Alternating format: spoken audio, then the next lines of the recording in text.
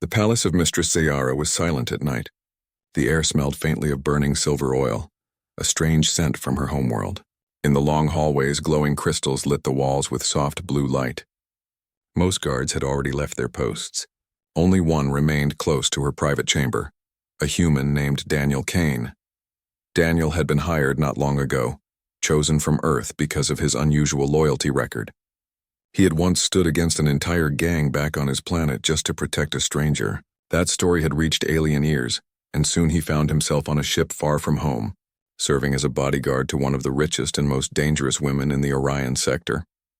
Mistress Zayara was not like the humans Daniel knew. Her skin shone faintly silver in the light. Her hair floated as if touched by invisible winds, and her eyes were bright like shards of emerald glass. She was powerful, commanding fleets and trading rare treasures across galaxies. Many feared her. Many envied her. Daniel was supposed to protect her, but he never felt she actually needed it. That night something was different. The door to her treasure room was open. Daniel noticed it first while making his usual rounds. The room was always locked, always guarded, and no one but Zayara herself was allowed to step inside. Yet now the door stood slightly open, blue light spilling out into the hallway. He hesitated. Maybe she had forgotten to close it. But Mistress Zayara was careful, precise. She would never make such a mistake.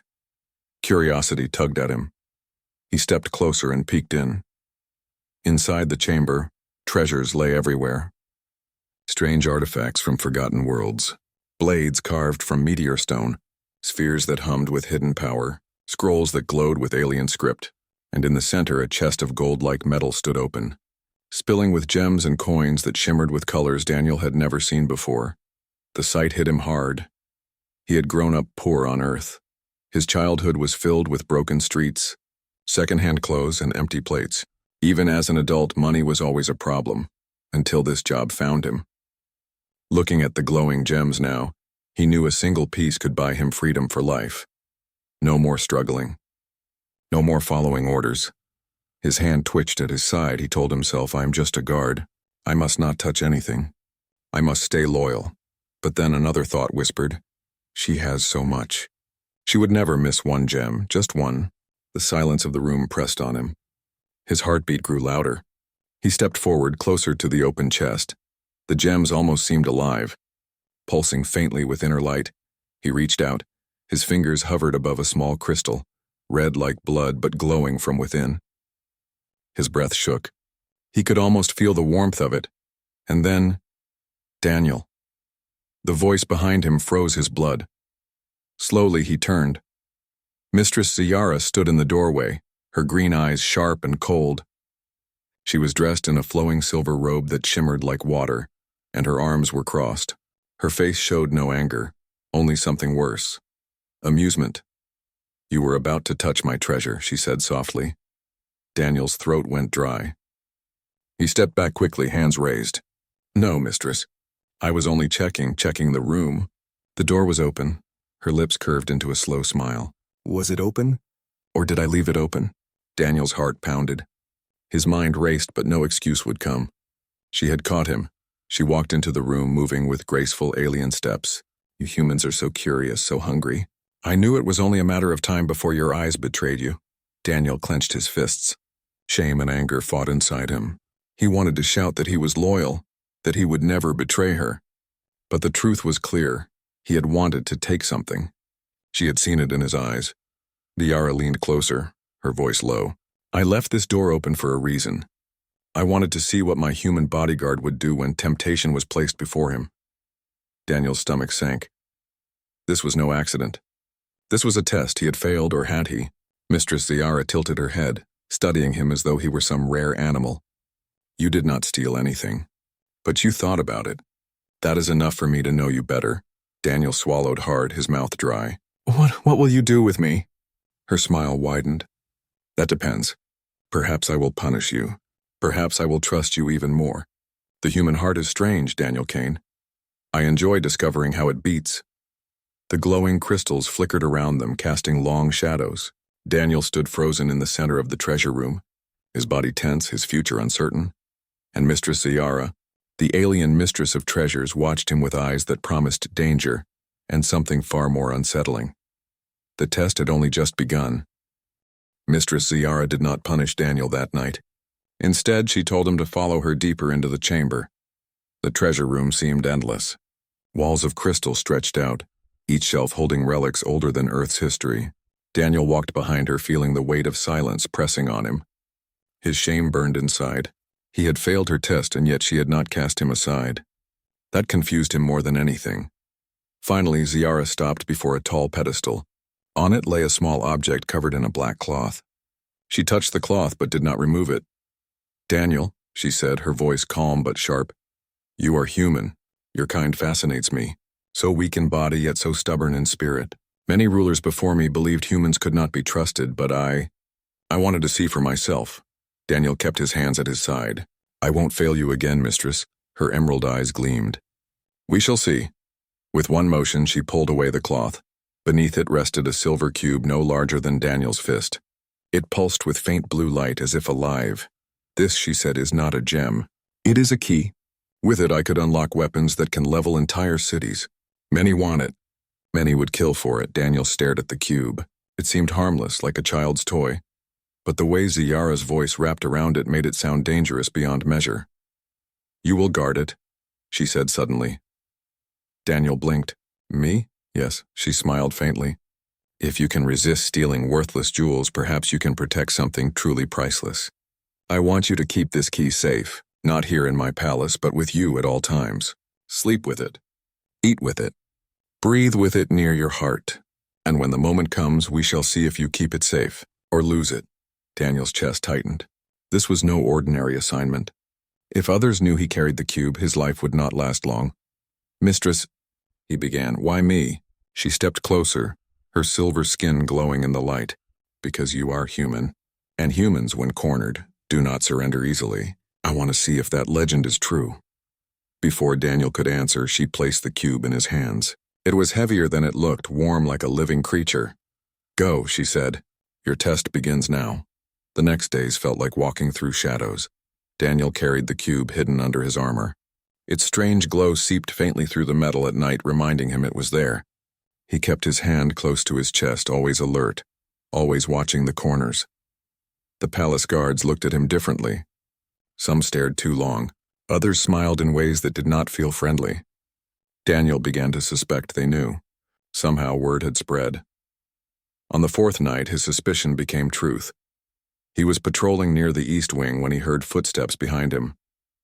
He turned, and 3 guards stepped out of the shadows. Their armor bore Ziara's symbol, but their eyes carried greed. "Daniel," one of them said with a mocking grin, "the Mistress trusts you too much. Hand us the cube and we will forget this meeting." Daniel's heart pounded. "I don't know what you're talking about." The second guard laughed. "Don't play dumb, human. We all saw her give it to you. You're a walking target." The third raised a weapon, a long blade that hummed with alien energy. "Give it to us or we'll cut you open and take it ourselves." Daniel's hands clenched into fists. His instinct screamed at him to fight, but he was outnumbered. 3 against 1. If he lost, the cube would be gone, and so would his life. He took a slow breath. "If you try to take it," he said, "you'll fail." "Because I'm not giving it up." The guards exchanged glances, then rushed him. The fight exploded in the dark corridor. Daniel ducked under the first swing, his fist slamming into the guard's jaw. The alien stumbled, but the second came at him with a knife. Daniel twisted, the blade slicing across his armor but not breaking through. His elbow drove hard into the alien's ribs. The third guard was faster, stabbing forward with the humming blade. Daniel barely managed to block with his forearm, pain shooting through him as the energy burned his sleeve. He gritted his teeth and slammed his head forward, crashing his skull into the guard's face. The alien screamed, blood spraying, and fell back, breathing hard. Daniel stood ready, fists up, the cube burning hot against his chest. The guards hesitated. Their plan had been simple: overpower the human and take the treasure. But now, seeing his stubborn stance and wild eyes, they faltered. Finally, the first spat blood and sneered. "This isn't over." One by one, they pulled back into the shadows, their footsteps fading into the distance. Daniel leaned against the wall, his whole body shaking. His knuckles were bloody, his arm burned, but the cube was still safe. He looked down at his chest and whispered, "You won't take this from me." Not while I'm breathing. Far above, in her private chamber, Mistress Zayara watched through hidden screens. Her smile was sharp as a blade. The human had passed the second test, but the game was far from finished. The next morning, Daniel's bruises ached. His arm still burned from the energy blade, but he said nothing. He wore his armor and stood at his post outside the mistress's chamber as if nothing had happened. Inside, the cube pressed against his chest like a living heart.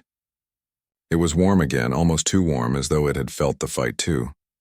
Mistress Zayara finally appeared, her silver robes flowing behind her. She looked at him, her emerald eyes studying every detail, the scrape on his cheek, the stiff way he held his arm, the tiredness in his eyes. "You fought," she said softly. Daniel didn't answer. "You kept the cube," she continued, a smile flickering at her lips. "Good, very good," Daniel shifted his jaw. "Your own guards tried to kill me," her smile widened. "Of course they did. I wanted to see if you could survive." "You did." Daniel felt anger rise inside him. "So you put my life in danger, just to test me again?" Her eyes glittered. "Yes." For a moment, Daniel wanted to shout, to throw the cube at her feet and walk away, but something held him back. Maybe it was pride. Maybe it was the strange challenge she placed before him. Or maybe it was because part of him wanted to prove her wrong. She turned away. There is more. That night she summoned him to a secret chamber below the palace. There, glowing maps floated in the air, showing stars and planets scattered across the Orion sector. Strange markers pulsed red over one world, a broken desert planet with 2 moons. "This is Varus," she said. "A place of smugglers and thieves. One of my rivals waits there. He has sent spies into my palace, the same ones who tried to steal from you." Daniel stiffened. "You knew?" "I always know," she said. "But I wanted to see if you would resist. Now I want to see if you can bargain." "Bargain?" She waved her hand. A hidden drawer slid open in the wall, and inside rested a small case of gems brighter than the stars. "You will go to Varus. You will meet my rival. He will offer you many things. Wealth, freedom, a chance to betray me.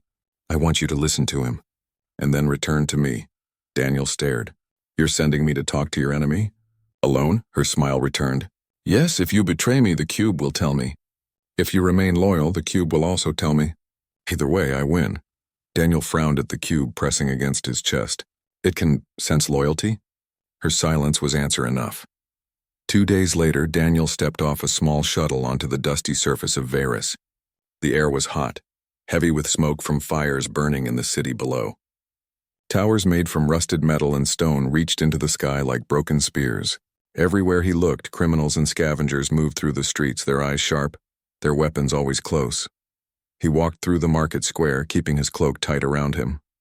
Beneath it, the cube glowed faintly. He felt as though every set of eyes could see it.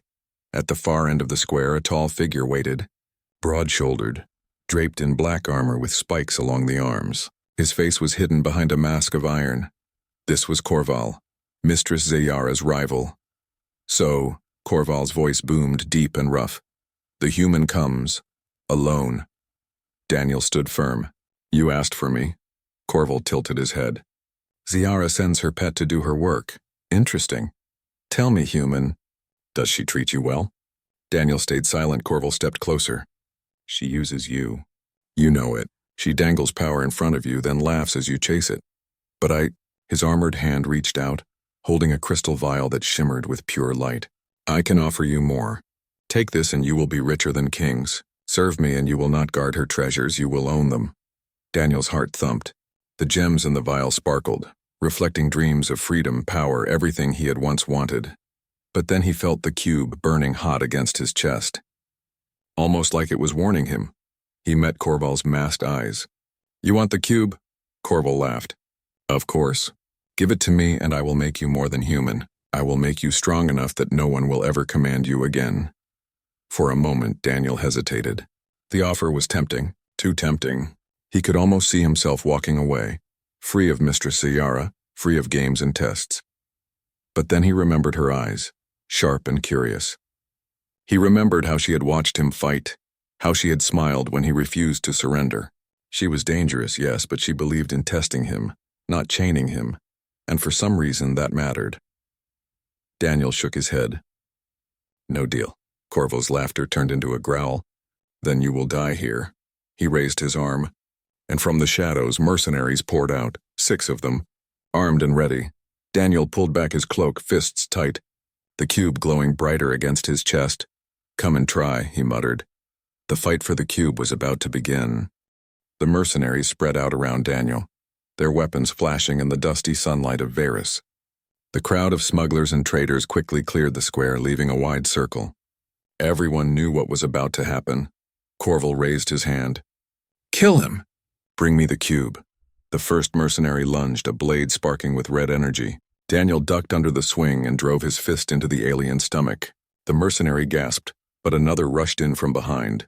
Daniel spun, blocking the strike with his arm guard, then slammed his elbow into the attacker's throat. The cube pulsed hot against his chest, as if alive, filling him with strange courage. 2 more came at him together. One swung a chain, the other a jagged spear.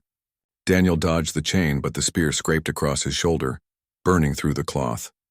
Pain seared him, but he grabbed the chain mid-swing, yanked the mercenary off balance, and smashed his fist into the alien's jaw.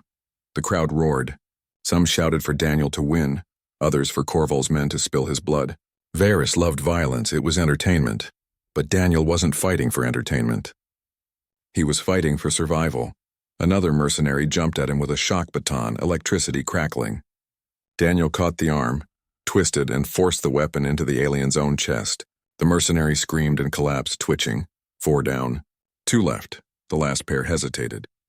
They circled him like predators, waiting for a weak spot. Daniel's chest rose and fell, sweat dripping down his face. His body hurt everywhere, but he refused to back down. The cube glowed brighter, stronger. He didn't know why, but it felt like it was giving him strength. The 2 mercenaries struck together. One came high, one low. Daniel blocked the high strike with his forearm, took the low hit across his thigh, and gritted his teeth through the pain. He roared, grabbed the top attacker, and threw him hard into the other. Both crashed into the sand. The crowd cheered wildly. Daniel stood over them, panting, fists bloody, body aching, but alive. Corval's armored form loomed over the scene. His deep laugh echoed through the square. Impressive. Very impressive. Perhaps Ziara chose well after all. Daniel spat blood onto the sand. You're not getting the cube. Corval tilted his head. You think you have a choice? You are just a human, carrying something beyond your understanding. That cube does not belong to you. It belongs to whoever is strong enough to keep it. Daniel's hand tightened over the cube under his cloak. Then it belongs to me. For the first time, Corval's laughter stopped. Silence fell. The crowd leaned in, and then, suddenly, a voice rang out from the sky above. Enough. Everyone looked up. A sleek silver ship descended, its engines humming with smooth power. It landed in the square, sand whipping into the air.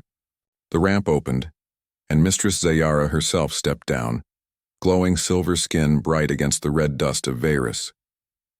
The crowd went silent. Even Corval froze. Ziara walked straight to Daniel, her green eyes flashing with amusement. You survived again, good. She turned her gaze to Corval. And you, still chasing what you cannot have. Corval's growl rumbled through his mask. The cube should be mine. Ziara tilted her head. If it should be yours, then why is it in his hands? Corval clenched his fist but said nothing. The mistress stepped closer to Daniel. She reached out, touched his chest where the cube glowed beneath his armor. Her fingers lingered there, almost tender, though her smile was sharp. You see, Corval, she said softly, I chose a human for this test because humans are different. Greedy, yes. Flawed, yes. But also stubborn. They cling to life, to hope, to loyalty, even when everything tells them to surrender. That is why he still stands. And your mercenaries bleed in the dust, the crowd murmured in agreement. Even on Varys, strength was respected. Corval stepped back. His voice was a low growl. This is not over, Ziara. One day that cube will be mine. Without another word, he turned and vanished into the shadows of the city. His men limped after him. Ziara smiled faintly, watching him go. Then she turned back to Daniel. You resisted his offer, she said. You resisted wealth, power, freedom. Tell me, Daniel Kane, why? Daniel looked at her, breathing hard. Because I don't trust him, and because if I'm going to prove myself, I'll do it by my own choices, not by selling out. Her smile deepened. Interesting. Very interesting. She turned to the crowd and raised her voice. This human belongs to me. He carries my trust. Remember his face. Remember his strength. The smugglers and thieves of Varys bowed their heads, some cheering, some scowling. Daniel stood beside her, aching and bloodied, but taller than before. The cube burned hot against his chest, and for the first time he felt not like a servant, but like something more. The mistress had tested him again, and he had passed. But deep inside he wondered how many more tests would come, and how far would she push him. The journey back from Varys was quiet. Daniel sat in the silver ship's cabin, staring at the stars passing outside the viewport. His body ached from the fight, but his thoughts were louder than the pain. The cube rested under his armor, pulsing softly like a heartbeat. He could feel it through his skin now, steady, alive. It wasn't just an object. It was something else. Mistress Sayara sat across from him, her emerald eyes half closed as if she were resting. But Daniel knew she never truly slept. She was always watching, always calculating. Finally, she spoke. You wonder about the cube. Daniel looked up. It feels alive. Her lips curved into a small smile. That is because it is. The cube is not just a key. It is an intelligence. A guardian of knowledge from before either of our races were born. Daniel blinked. You gave me a living thing to carry? Sayara leaned forward, her silver hair floating as if touched by unseen winds. Yes, and it has accepted you. Daniel frowned. Accepted? She nodded. The cube does not glow for everyone. It responds only to those it chooses. If you had been unworthy, it would have remained dark in your hands. The words hit Daniel hard. He had thought she was testing him, but now it seemed the cube was testing him as well. He looked down at his chest where the faint blue light leaked through his armor. Why me? Ciara's smile deepened. Because you are human. Your kind is unpredictable, dangerous in your weakness and powerful in your refusal to surrender. The cube finds that useful. Daniel felt uneasy. Was he guarding the cube, or was the cube guarding him? That night, as the ship crossed into Ciara's territory, Daniel could not sleep. He lay on the small bunk in his cabin, staring at the ceiling. The cube pulsed against his chest faster now, almost like it was trying to speak. Suddenly he heard a voice. Daniel. His eyes snapped open. He sat up, scanning the room. No one was there. Daniel, the voice repeated, soft and echoing inside his head. He touched the cube. You're talking to me? I am the sentinel, the voice said. I am the keeper of ancient paths. You have been chosen. Daniel's throat went dry. Chosen for what? To decide, to guard, to lead. He shook his head. I'm just a soldier. A bodyguard. I don't lead anyone. You will, the cube whispered. The alien mistress tests you, but I test her as well. Her heart is heavy with greed. Her mind is sharp with hunger. She seeks to use me. You must decide if she is worthy, or if you will carry me elsewhere. Daniel froze. His chest tightened. You want me to judge her?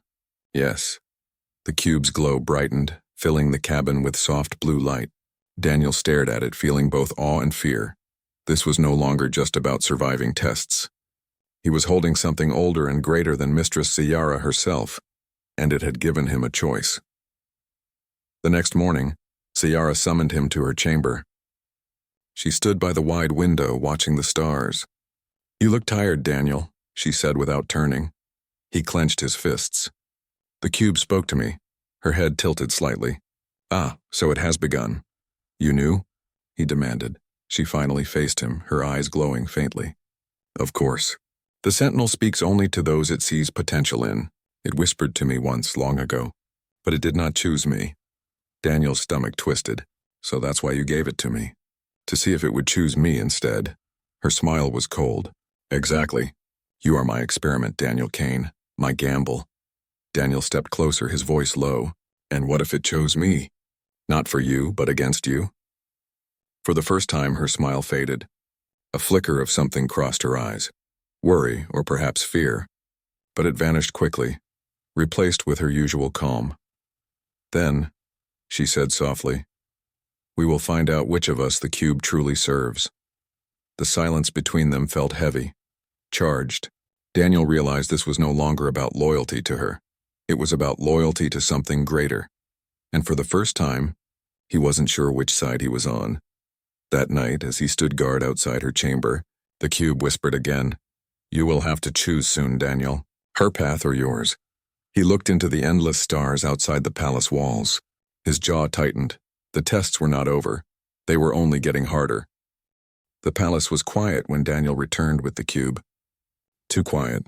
He had grown used to the sound of guards moving through the halls, their boots clanging against the crystal floors. But now silence filled every corner. Mistress Ciara sat on her throne, waiting.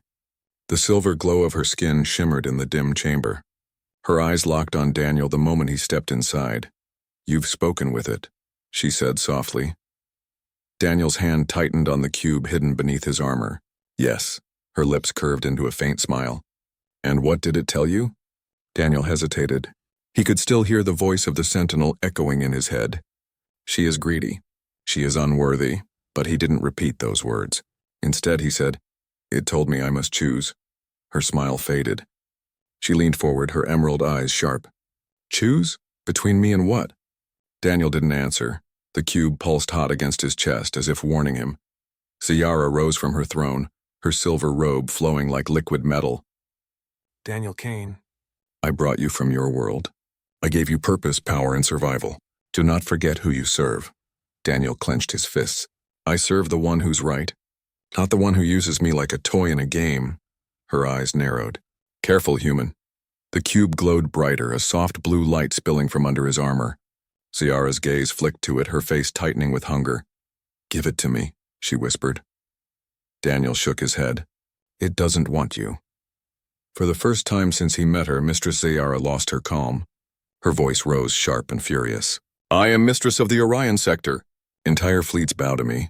Do you think a human is more worthy than I am? The cube pulsed again, stronger now, filling the room with light. Daniel felt its warmth flood through his veins, steadying his breath, sharpening his mind. I don't think it's about worth, he said. I think it's about trust. And it doesn't trust you. Ciara's hand shot out, glowing with alien energy. Sparks of green lightning crackled between her fingers. Daniel staggered back, heart racing. You will give me the cube, she hissed, or I will take it from your dead body. The palace shook. Guards rushed into the chamber. Weapons raised, but the cube exploded with light, blasting them back against the walls. Daniel stood at the center, glowing blue, untouched. Ciara stared at him, her emerald eyes wide. For the first time she looked uncertain. The sentinel, she whispered. It has chosen you. Daniel's voice echoed with the cube's strength. No, mistress. It hasn't chosen me. It has rejected you. Ciara's fury returned in an instant.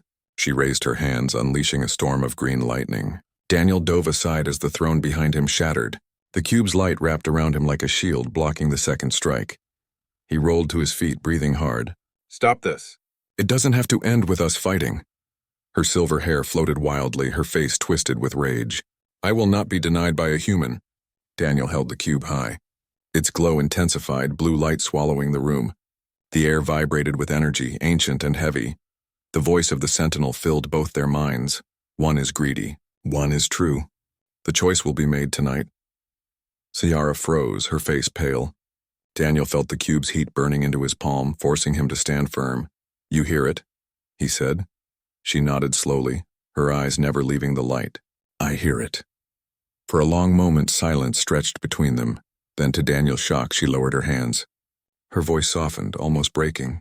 Daniel, if it will not choose me, then perhaps it is not me who is unworthy. Perhaps it is my hunger, my pride. Her silver skin flickered dimly, her strength faltering. For the first time, she looked less like a mistress of fleets and more like a woman carrying too much weight. Daniel stepped closer, the cube still glowing between them. Then let go of it. Her eyes lifted to his, and he saw conflict there, anger, fear, longing. She reached out a trembling hand, then pulled it back. Finally, she whispered, Perhaps. I cannot. The cube pulsed once more, brighter than ever. The light spread through the chamber, filling every shadow. Daniel braced himself. The sentinel had forced both of them to the edge. Now the final choice was coming. The light from the cube spread like a living storm. Walls shook, pillars cracked, and the great throne hall trembled as if the whole palace might collapse. Daniel clutched the cube in his hand. Its energy surged through him, stronger than ever before. His skin tingled, his vision sharpened, and his heart pounded like a drum. Mistress Ciara stood a few feet away, Her silver skin glowed faintly, but her strength seemed to falter. Her emerald eyes still burned with defiance, yet there was something else now. Fear. The sentinel's voice filled the chamber again, echoing inside both their minds. One must fall. One must rise. The treasure cannot serve both, Daniel staggered back. Fall? What does that mean? The cube pulsed hot in his hand. You must choose. Destroy the greedy one, or become what she is. He froze. The meaning was clear. He could use the cube's power to end Mistress Ziyara once and for all, or he could take her place as ruler, letting the cube feed his ambition until he was no better than her. Ziyara lifted her head, her voice hoarse but steady. Do it, take me down, Daniel. Prove to the cube that you are stronger. Prove that you are worthy. Daniel stared at her. The cube's energy burned in his chest, whispering that she was right. One strike could end it all. She was dangerous, ruthless, proud. The galaxy might be safer without her, but something inside him resisted. He remembered the long nights at her side, when she asked him about Earth. He remembered her quiet laughter when he taught her old human jokes, her fascination with his stubbornness, and her respect, even if buried deep, for his refusal to break. And he remembered her weakness just moments ago, when she admitted she could not let go of her pride. Daniel lowered the cube. No, he said quietly. Her eyes widened. What? He stepped closer, still holding the glowing artifact. I won't kill you, and I won't replace you. That's what the cube wants, to see if I'm like you or worse. But I'm not here to rule, Mistress. I'm here to protect. The cube shuddered violently, its glow flaring as if in anger. Weakness, it hissed in his mind. Mercy is weakness, Daniel clenched his jaw. No, mercy is strength. That's what makes humans different. The light erupted, shaking the palace harder. Cracks tore across the crystal walls. Guards outside cried out in fear. Mistress Ziyara stared at Daniel, her lips parting in disbelief. You would spare me? After everything? He nodded. Because someone has to break the cycle. If I destroy you, I become you. If I rise above you, I repeat your mistakes. But if I stand beside you, maybe there's a chance for something better. The cube screamed in his mind, a sound of fury and despair. Then suddenly its heat cooled. The glow softened from violent blue to gentle white. The sentinel's voice returned, but weaker now, fading. Human, you refuse the game. You refuse the power. That is the true answer. The cube cracked in his hand, shards of blue crystal falling like glass. A soft pulse of light passed through him, then vanished. The cube was gone. Daniel fell to one knee, exhausted. Mistress Ziyara rushed forward, catching him before he collapsed. For once, her touch was not cold or commanding. It was steady, almost gentle. You did what I could not, she whispered. He looked up at her, breathing hard. You still can. Change doesn't come from a cube. It comes from choice. For a long moment, she held his gaze. Then slowly she nodded. The palace was still again. The guards returned, weapons raised, but froze when they saw their mistress standing beside the human. No hostility in her stance. Ziyara raised her hand. Stand down. There will be no punishment tonight. The test is over. Confused murmurs rippled through the hall, but the guards obeyed. Daniel rose to his feet, every muscle aching. He glanced at Ziyara. So, what now? Her emerald eyes softened, though pride still lingered in her voice. Now, human, perhaps I learned from you. Daniel managed a tired smile. And maybe I'll keep learning from you. She tilted her head, silver hair shimmering. Bodyguard? Yes, mistress. Do not ever leave my side, he chuckled. I wasn't planning on it. Outside, the stars burned bright over the Orion sector. The cube was gone, but something greater remained, trust, and perhaps for the first time, hope.